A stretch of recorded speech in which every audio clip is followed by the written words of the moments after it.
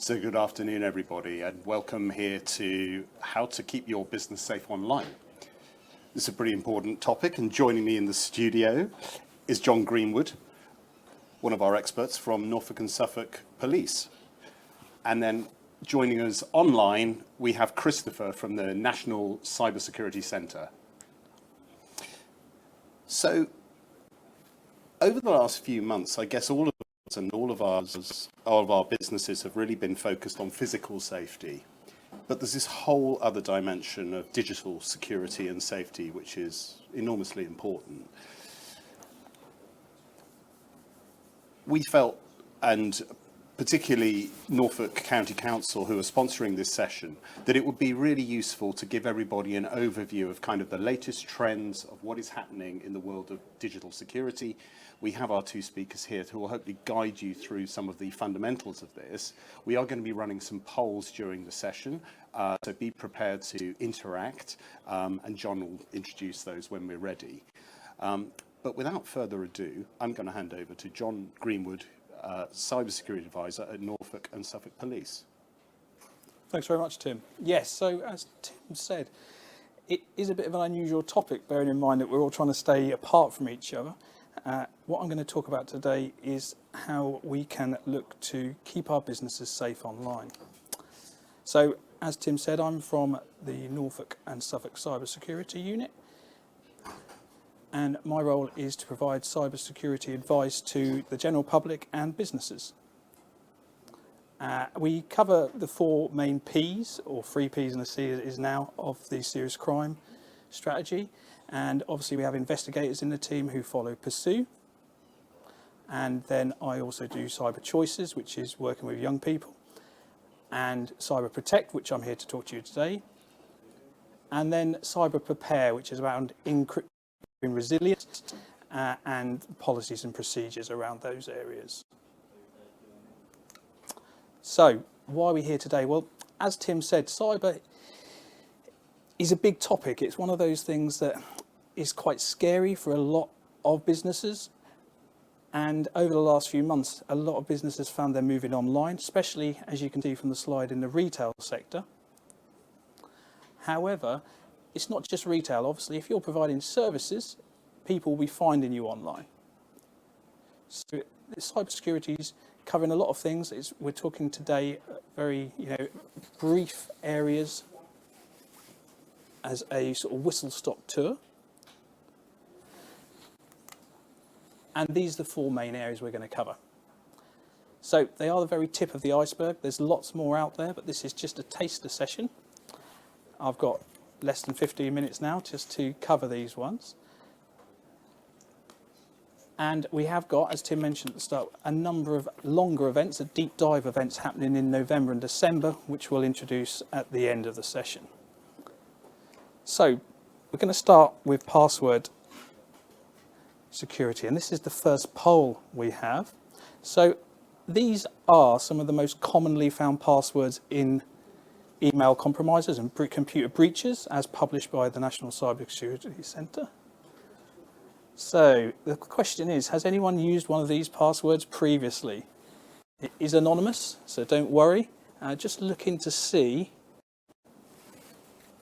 where we all are at with our personal email and password security. So I'm just going to give you a little bit of time to fill this in. There's some quite common ones up there. Obviously, most of these are used because they're very easy.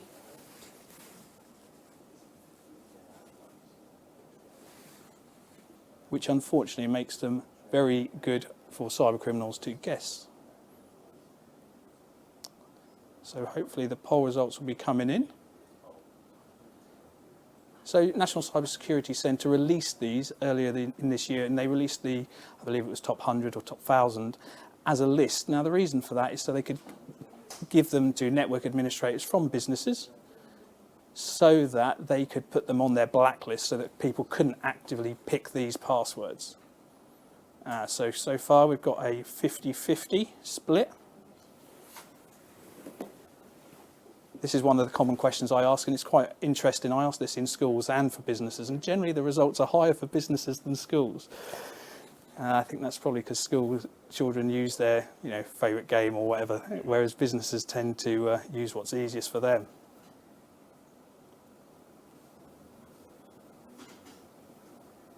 Excellent. Okay, so we're going to move on to the next slide now. And this is two-factor authentication. So I'm just covering what these different areas are, and then I'm going to offer some tips around them. So 2FA, or multi-factor authentication, or MFA, is something that obviously scares people because they hear it and don't know what it means. So this slide is here just to give you a very brief overview. So when you go to log into an online service, you use a password, which is something you know, and hopefully only you know. And then 2FA is something you have. So at the very bottom, you can see this cash point example. So you have your PIN and you have your card, and you need both of those to use the cash point and withdraw money. So the second example down, we've got tree, chair, fish, 67 hat. So that's an example of a strong password, 3 random words. We'll talk about that soon. And then something a lot of people probably have seen, but didn't associate with 2FA, is this code that's come through here. So it says, you've received this code, please enter this on the site. That's proving that you have access to that device that's registered with the account. And we have got a poll for this one as well. Do you use 2FA for your email? Now we're talking specifically email here because your email is the keys to your digital kingdom, really. And it doesn't matter if this is personal life or business life, because you often sign up to a lot of services and it's the email address that has the power to reset those accounts. So in the example on the slide, if you put that code in, you should gain access to your account. Now, it doesn't just have to be a text message. You could have an application on your phone, which generates a unique 6-digit code normally. Or you could have some backup codes when it first creates the account. Or you can get hardware multi-factor authenticated devices, which you actually physically have to plug in. So it's something you physically have on you. So 2FA for email, we're seeing the poll results now. Again, 50-50 split. So there's an action for 50% of the audience to go out and switch on 2FA on definitely their email account. But generally, any account that can use 2FA should have that enabled. So what's the most common attack vector? Okay, so when we say attack vector, all we mean is how do people target businesses and individuals? Phishing. So phishing with a P. Generally, they're just trying to trick you into providing details. And now that could be carried out by email, text, or phone calls. And if they target this at a specific person, say with password details or names, then it's spear phishing. We see this quite commonly in the unit. So a spear phishing email, for instance, might be a threatening email saying, I have access to your computer. I know a password you use is, please pay up now, John, or I'm going to send everything on your computer to your friends. Now, how did they get that detail? Well, they got those information from previous breaches you've been involved in. So you've trusted your password and other details to a third party, and they've been hacked and they've lost control of the data. And then the last one, they're whaling. That's when they go after a specific person in an organisation. So generally, someone around finance, a finance director, and they might pretend to be the CEO, or they might be tricking you into paying a fictitious debt. So any phishing emails, you should be reporting using the NCSC suspicious email reporting service with that email address, report@phishing.gov.uk. What they will do is they will look at that, they will take down any sites associated with it. So you might think it's an obvious phishing email, but you're helping other people by reporting that. So we talked about top tips. I've already mentioned protecting your email. Everything comes into email. So if you reset passwords, it comes back to your email. So it's really important that you look after that one account. So using a strong separate passwords, the largest trend we're seeing around individuals at the moment is compromised social media accounts, and that's generally because people use the same password over different platforms. They use it on social media, they might use it for their email. So it's really important that we're using separate passwords. But that does mean we're going to have a lot of passwords. And unfortunately, probably hundreds, especially if you're running a business with lots of online accounts and things like that. So password managers are vaults, if you like, where you remember one really strong password and it remembers all the other passwords for you. And then the last point we've talked about already, 2FA. So have a look for your services. Do they support 2FA? They should do. They should be switched on. If they don't, I think we need to look at that service and ask them, why are you not supporting two-factor authentication? In today's day and age, an email compromise with just a password is quite straightforward to do. It could be brute forced. We had a organisation who had a password brute forced in 72 hours, which led to a ransomware attack. So these things are, if you can layer your security, you stand more chance of resisting these cyber threats. And then I wanted to cover this as well. Business email compromise or mandate fraud is probably the largest financial loss I see regularly to businesses in the area. Generally, the email account is compromised, probably by phishing, a fake Office 365 login, for instance, where a staff member logs in. Once they're into that account, they might have access to everything. They might not. So they might send a phishing email to a colleague because it's coming internally, it's more trusted, and it's clicked on. Once they're in the system, they might set up regular payments, or they might change payment details. They may well just sit there waiting for the opportunity with keyword searches and things like that, emails being forwarded to other accounts, so that when an email flags up as invoice or payment, that's when they'll pounce and they'll change the details, and you pay the money, and then you're in contact saying, no, we've paid that, and the supplier saying, no, you haven't. You're contacting the bank, and then the bank let you know that actually the details were wrong.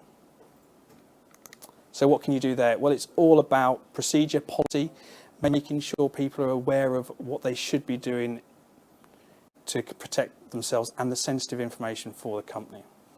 And the third bullet point here, really, is just pick up the phone. Use a different form of communication to double check those details. If something doesn't look right, question. So it's rather to be a little bit sceptical and not lose any money. And especially, most of the time this court, we had a recent one which was caught because the language was used. The last person signed off saying, "Yep, please pay it today. We've changed our bank details. God bless." And the person at the end, that's not their normal language. So they rang and checked, and exactly this is exactly what happened. It was a business email compromise. So what can Norfolk and Suffolk Cybercrime Unit and myself as Cybersecurity Advisor provide? These are all free resources. So we do a Cyber Basics review, which is in line with the government's Cyber Essentials, which my colleague Chris is going to talk about later on. So this takes about an hour. It's around 80 questions, and we create a red, amber, green report with recommendations. We can deliver messaging. Now that could be training to staff. It could be workshops. The third option here is quite popular. It's a Lego role-playing game to raise awareness around cybersecurity and see how it is everyone's opportunity to better protect the organisation. And often these skills they learn obviously are applicable in their everyday life as well. And then towards the bottom, we sponsors for CISP. So this is more for the technical interest areas in information security. So this is an online forum where recent trends and things can be shared between network administrators. And then finally, the last one is just really a point of contact. If you're not sure, or you need to know where the best advice for a specific issue could be found, you can come to myself, and my contact details are at the end of the presentation. I will point you in the right direction. All of my guidance comes from the National Cybersecurity Centre. So I'm going to pass back to Tim, who's going to hand over to Christopher from the NCSC. Well, thank you very much, John. And some great free resources there that people can use. And all these presentations will be made available online, so you can refer back to them. But now we have, joining us online, Christopher from the National Cybersecurity Centre. Chris, can you hear us?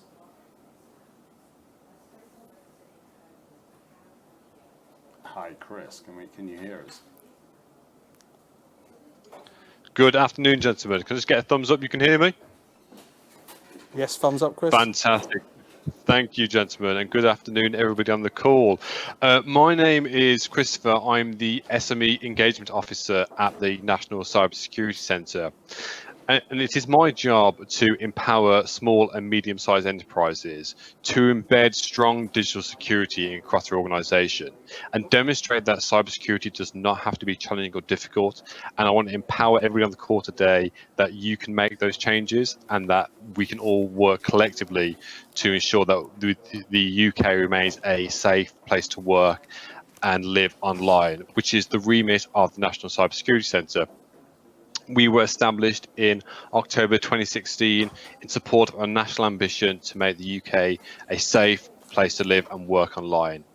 There was the recognition that the UK needed a coherent lead authority that could bring together previously separate parts of government to create a one-stop shop for cybersecurity, and NCSC creates that one-stop shop. We are here to understand the cybersecurity landscape, to then turn this knowledge into practical guidance available to all members of the UK. So to the general public, to businesses, to law enforcement, and to IT professionals. That through the NCSC, we are able to reduce the risk to the UK by securing public and private sector networks. And at the same time, we are at the forefront of cyber attacks and cyber breaches. That the reality of the threats we face in the 21st century means that some attacks will get through, but the first duty of the NCSC is to help manage and mitigate the impacts of those attacks. So we are there to respond to cybersecurity incidents and to reduce the harm they cause to organisations and the wider UK. So we are really that front-facing part of government to help with all businesses across the board with their cybersecurity. It's pertinent to talk about the cyber landscape following COVID-19 because of the shift we've seen to online working and digital operations. That within the first few months of the COVID-19 lockdown, we saw more UK government branded scams relating to COVID-19 than any other subject. And that we were seeing targeted attacks on SMEs purporting to have related information on COVID-19 around home working digital operations. And we published the joint cyber advisory with our counterparts in the US to really investigate and demonstrate the impact COVID has had and the increase in phishing emails. As John alluded to, the volume of phishing emails now is apparent, which has been shown to be significant. Back in April, we launched the Suspicious Email Reporting Service, which allows individuals and organizations to report suspicious emails to the NCSC to report these potential crimes. And within the first few months of operation, we've seen nearly over 2 million suspicious emails reported to the NCSC, which has led to more than 10,000 URLs taken down and malicious links being taken across the internet. So we are now seeing an increase not only in phishing emails, but people's awareness and understanding of the impacts of phishing emails and what to look out for.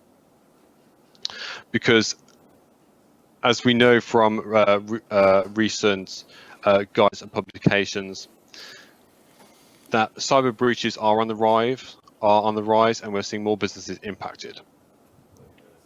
So in the Cybersecurity Breaches Survey published this year, we identified that almost half of businesses have reported any kind of breach or attack in the last 12 months. And this has been a number of breaches and a number of attempts, but the most popular cyber breach we've seen has been fraudulent emails of directing victims to fraudulent websites or purporting to be somebody else. That almost 2/3 of all cyber breaches were phishing attacks. And businesses are now more likely to say that they are seeing phishing emails on the rise, that this is by far the most disruptive type of attack that the organisation faces. And the impacts of a phishing email attack can be varied. We're seeing temporary loss of access to files and networks, damaged software systems, and loss of money are the most commonly reported outcomes.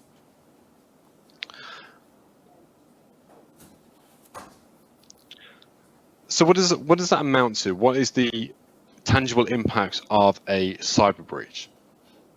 Well, the survey demonstrated that the average cost of a cyber breach following data loss or assets is around £3,200. That's £3,200 that is lost as a result of a cyber breach, whether through phishing emails or other means. And this can be through direct costs, such as staff being prevented from carrying out their work, lost, damaged, or stolen output data or assets, and lost revenue if customers could not access online services. But at the same time, there's the recovery costs involved in that. There's the additional staff time needed to deal with the breach or to inform customers or stakeholders, the cost to then repair equipment or infrastructure, and then all the other associated repair costs which are involved in recovering from a cyber incident and mitigating the likelihood of any future breaches. And this sort of money can be significant to our smaller and micro businesses who may not have that cash flow and who may not be able to recover from a cyber breach. So we're really here today to ensure that these incidents don't happen to your organization, your businesses, and that you can follow and take simple steps and procedures to ensure that your business remains secure and safe online.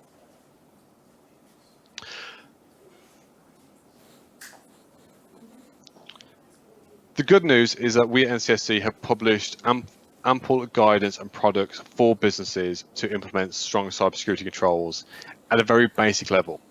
We appreciate that many businesses will not have their own IT teams, that in fact for many you will be the IT managers or you will be in charge of the IT, especially if you're a micro business and sole trader. But these steps are controls any business can take and are accessible and actionable to implement. So back in April, we relaunched the Cyber Aware campaign, which is top 6 steps that individuals and organizations can take to keep themselves safe and secure online. Now, the first of these 3 are around having strong and secure passwords, which John spoke about at length, and the need for strong passwords.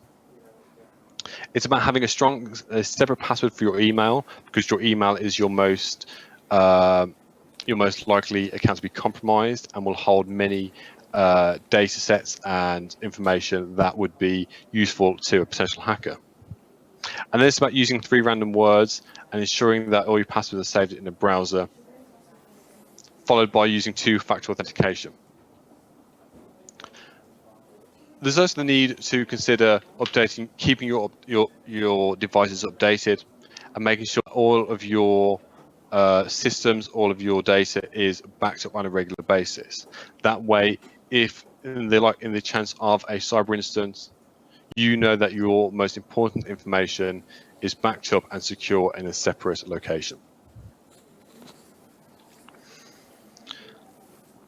We published the Small Business Guide back in 2017 for small businesses to implement these steps outlined in the Cyberware campaign.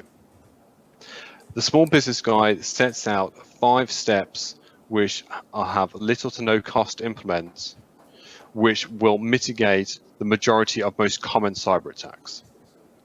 That if you take away the Small Business Guide and implement those steps, you will greatly increase your security and decrease the likelihood of future cyber attacks. And this walks businesses through each of those steps. So for each of those 5 steps, there are additional actions included which will help you implement those controls and show you how these can be implemented in your own time. But it's also important to consider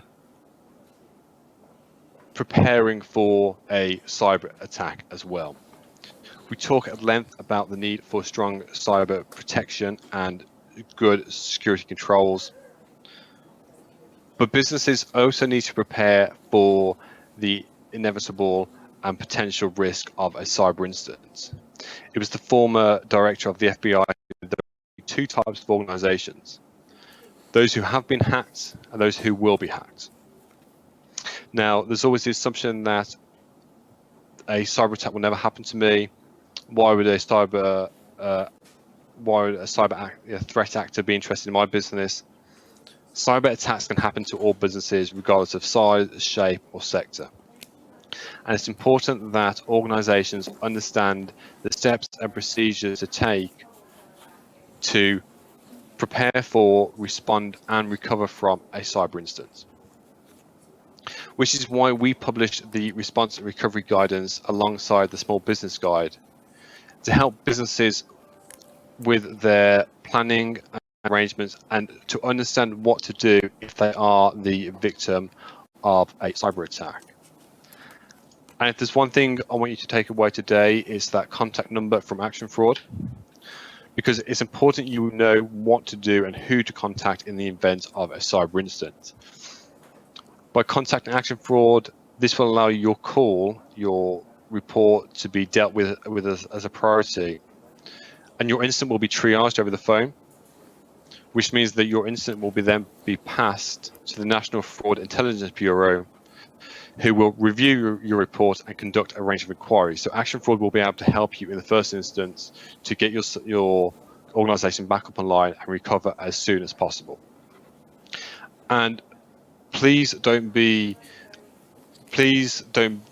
that you've done anything wrong if you are the victim of a cyber attack. We see many organizations who try to deal with it in-house because they see a cyber incident as something they've done wrong or something the organization's done wrong. Cyber incidents happen to all organizations. So don't be ashamed, don't be embarrassed, because the quicker you can report your incident, your cyber attack, the quicker you can get help to get your business back up online and recover from that instance. Finally, I just wanted to mention the Cyber Essentials certification scheme that John mentioned earlier. Cyber Essentials is a government-backed scheme that will help your organization, will protect your organization from the majority of cyber attacks. So certification gives businesses that peace of mind that their cybersecurity will protect against the vast majority of attacks. Simply because these attacks are looking for targets which do not have this level of certification or technical controls in place. And the process of obtaining the certification is very simple and cost effective, costing only £300. The certification process is a self-assessment. So organizations assess themselves against 5 basic security controls, which are then qualified by external assessors that verify the information provided. So once you have that certification, this demonstrates to customers that you are working to secure your organization from cyber attacks. It attracts new businesses with the promise you have those security measures in place, and that you have a clear picture of your organization's cybersecurity level. It's also worth noting as well that the Cyber Essentials certification includes automatic cyber liability insurance for all UK organisations who have a turnover of less than 20 million annual.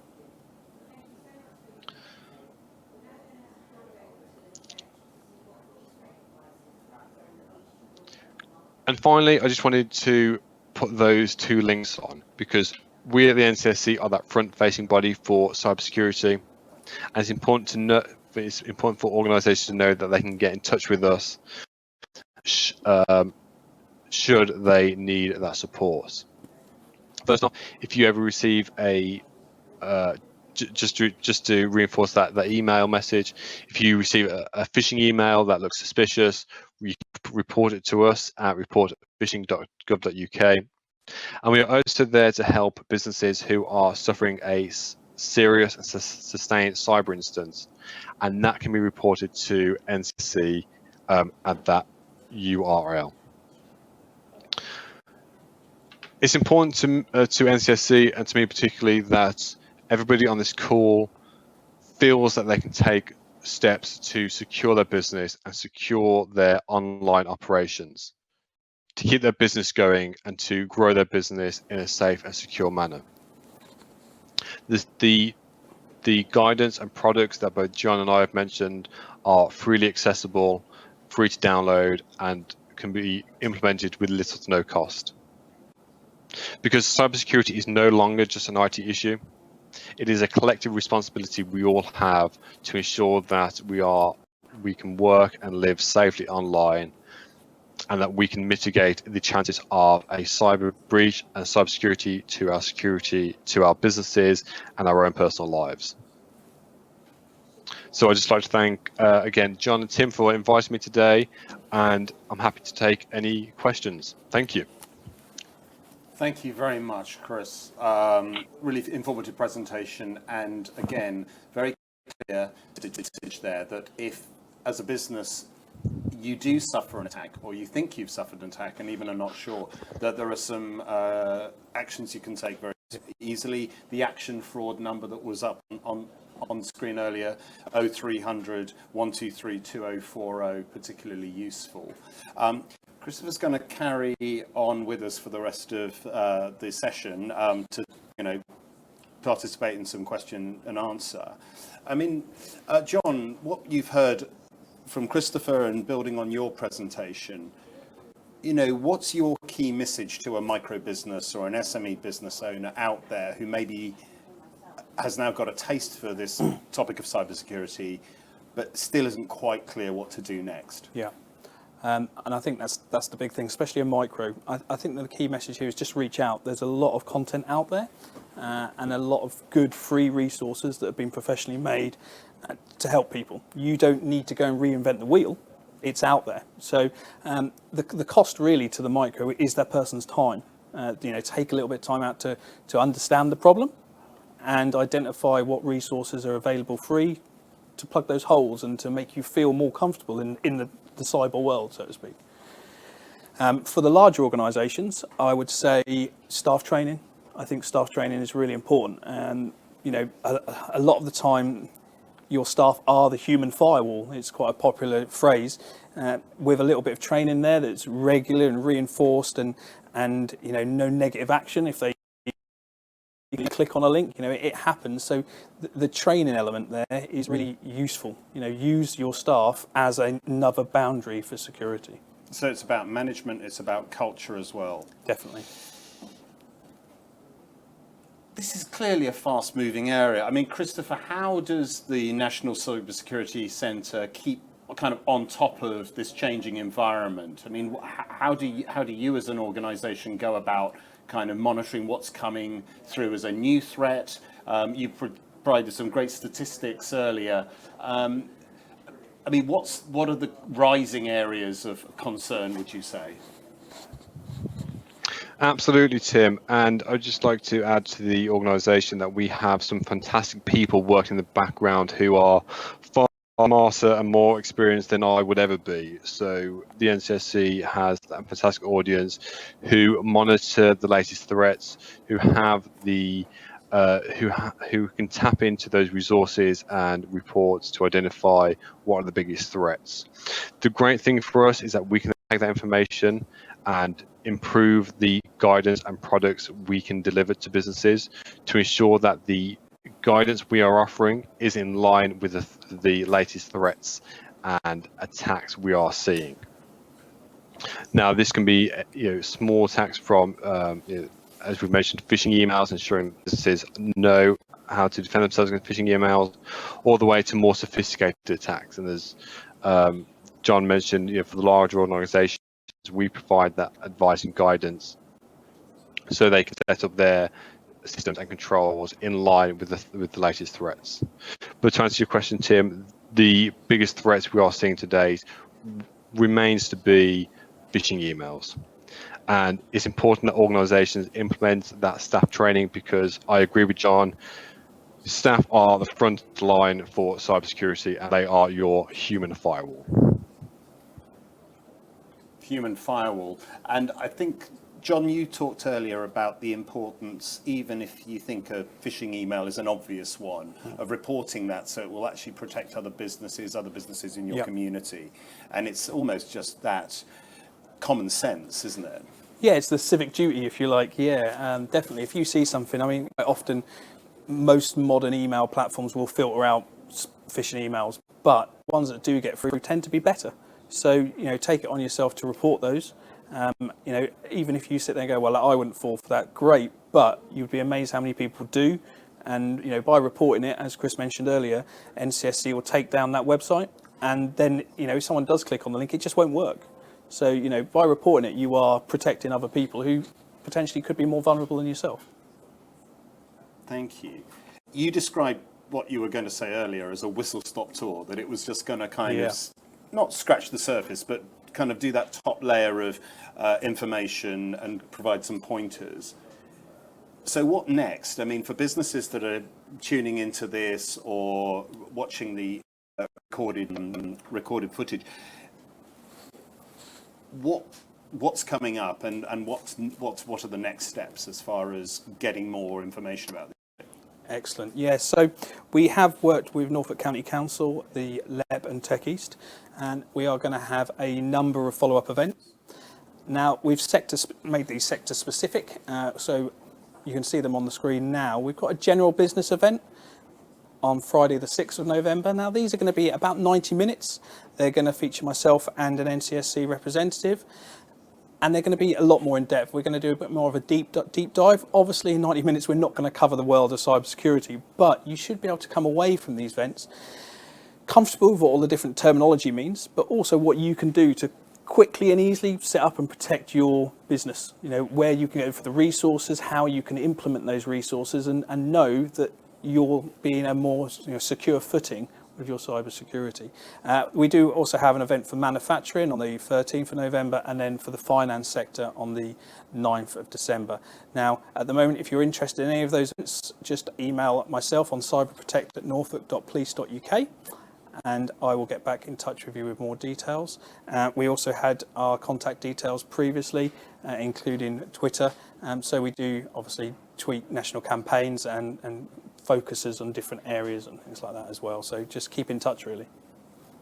Okay, thanks, John. So what I'm hearing is that there's a whole area of police work that may be not that visible to businesses or to the public that's really important.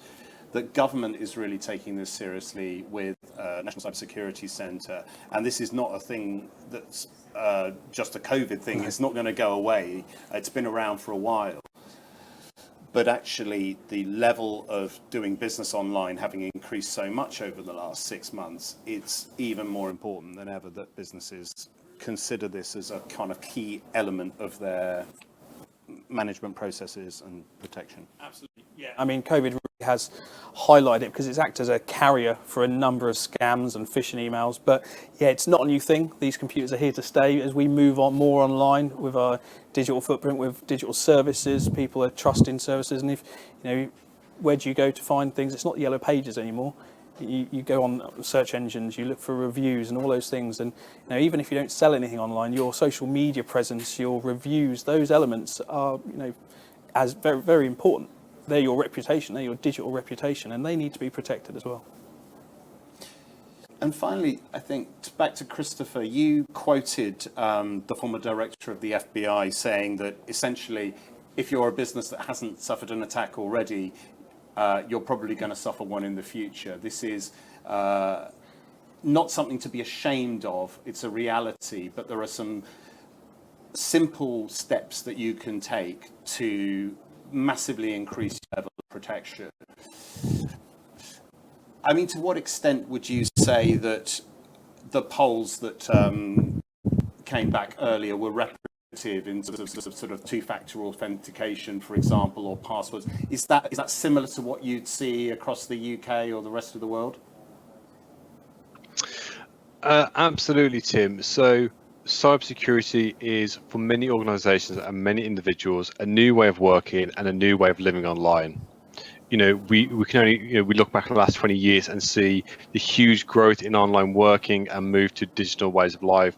As John mentioned, we no longer turn to the Yellow Pages anymore, which seemed not too long ago that we would do that. So it is still a behavioral and habit forming period, and it's something we need to work as a nation and as individuals and organizations to embed these behaviours and make that behavioural change. It's a slow process, but we can all start today just by taking those simple steps, by turning on two-factor authentication, by having a strong password, and by reporting any suspicious emails onwards. This isn't going to happen overnight.